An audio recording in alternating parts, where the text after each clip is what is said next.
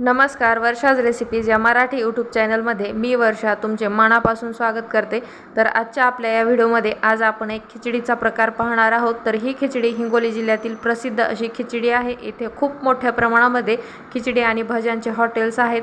या खिचडीच्या वासावरूनच ही खिचडी खाण्याची भुरळ प्रत्येकाला पडते। येथील खिचडीचा सुगंध आणि चव ही प्रत्येकालाच आवडते। खिचडी सोबत मुगाचे भजे दिले जातात, सोबत कढी सुद्धा दिली जाते।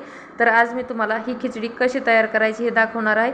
त्यासाठी इथं आपल्याला एका कढईमध्ये तेल घालून घ्यायचं आहे। तर साधारणपणे इथं पाव वाटीपेक्षा थोडंसं जास्त एवढं तेल मी इथं घातलेलं आहे। आता तेल छान गरम झालं की यामध्ये आपण भरपूर म्हणजेच जवळपास 1 चमचाभर जिरे घालून घेणार आहोत।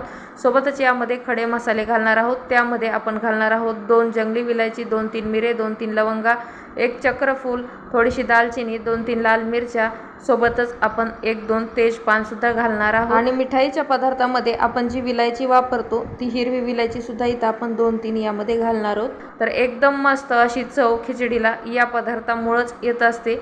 या पदार्थांचा म्हणजेच या खड्या मसाल्यांचा वास जो असतो तो या खिचडीमध्ये खूप दरवळत असतो आणि या मसाल्यांच्या वासावरूनच ही खिचडी खाण्याचा मोह प्रत्येकाला होतो। आता खडे मसाले चांगले तळले की त्यामध्ये उभा कापून घेतलेला 1 कांदा घालून घ्यायचा। सोबतच यामध्ये आपण 2-4 हिरव्या मिरच्या आहेत त्या सुद्धा उभ्या कापून घेतलेल्या आहेत आणि अद्रक लसूणची पेस्ट आहे ती सुद्धा यामध्ये घालून एकत्र करून मस्त अशी परतून घ्यायची। छान कांदा भाजून घ्यायचा आहे।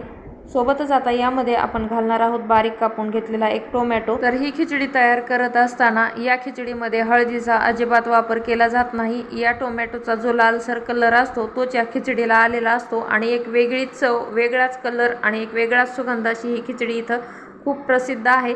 आता यामध्ये थोडीशी कसुरी मेथी हातावर चोळून घेऊन यामध्ये घालून घेऊ आणि सोबतच आता या खिचडीच्या चवीसाठी आपण घालणार आहोत मीठ। आता मीठ घातल्यानंतर हे सर्व पदार्थ चांगले भाजून घ्यायचे। या फोडणीला जोपर्यंत तेल सुटत नाही तोपर्यंत आपल्याला ही अशी भाजूनच घेत राहायची। तुम्ही बघू शकता एकदम मस्त असं तेल या खिचडीच्या फोडणीला सुटलेलं आहे।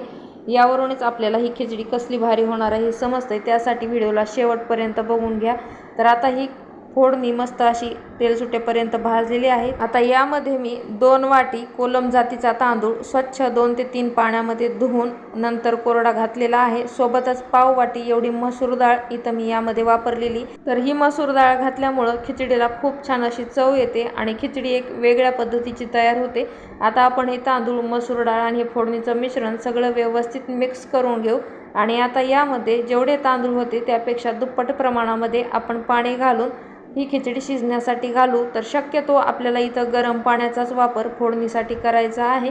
यामुळे तांदूळ एकदम मस्त असा मोकळा सुटसुटीत शिजला जातो आणि खिचडी सुद्धा व्यवस्थित मोकळीच होते, अजिबात चिकट होत नाही। आणि महत्त्वाचं म्हणजे गरम पाणी घातल्यामुळे या खिचडीच्या चवीमध्ये अजिबात बदल होत नाही आणि ही खिचडी शेवटपर्यंत अशी सुगंधितच टिकून राहते।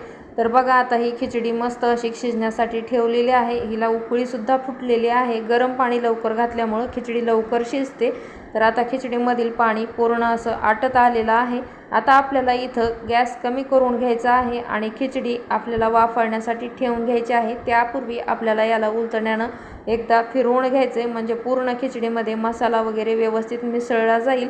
तर आता गॅसची फ्लेम कमी करून घेऊ आणि यावर ताट झाकून आपण हे पूर्ण पाणी आटेपर्यंत ही खिचडी अशीच वाफाळायला ठेवून घेऊ। तर अगदी सुरुवातीपासून खिचडी शिजून ताटात येईपर्यंत आपल्याला फक्त 25 ते 30 मिनिट एवढाच वेळ लागतो आणि एवढ्याच वेळामध्ये आपण मस्त अशी हिंगोलीची स्पेशल खिचडी घरच्या घरी एकदम भारी अशी करून खाऊ शकतो। तर मस्त अशी मोकळी सुटसुटीत आणि एक तांदळाचा कण वेगळा करता येईल एवढी मोकळी खिचडी आपली इथं तयार झालेली आहे। सेम त्याच पद्धतीची, त्याच चवीची आणि त्याच वासाची हिंगोलीची स्पेशल खिचडी इथं कशी तयार करायची हे मी तुम्हाला दाखवलेली आहे। अगदी कमी आणि घरच्या घरी उपलब्ध असणाऱ्या साहित्यामध्येच आपण ही खिचडी तयार केलेली आहे। खूप साध्या आणि सोप्या पद्धतीने वरून थोडीशी कोथिंबीर घालून घेऊ आणि आपण ही खिचडी ताटामध्ये काढून घेऊ। तर हा व्हिडिओ तुम्हाला कसा वाटला हे कमेंट करून सांगायला अजिबात विसरू नका। सोबतच हा व्हिडिओ आवडला तर लाईक आणि शेअर सुद्धा करा। आणि आपल्या प्रत्येकाच्या घरामध्ये 8 दिवसामधून एकदा तरी खिचडी बनतच असते, तेव्हा तुम्ही सुद्धा अशा पद्धतीची खिचडी एकदा तरी नक्की ट्राय करून बघा। तुम्हाला सुद्धा ही रेसिपी नक्की आवडेल आणि ही रेसिपी आवडली तर चॅनलला सबस्क्राईब करायला विसरू नका। पुन्हा भेटूयात, तोपर्यंत व्हिडिओज पाहत राहा। Bye bye.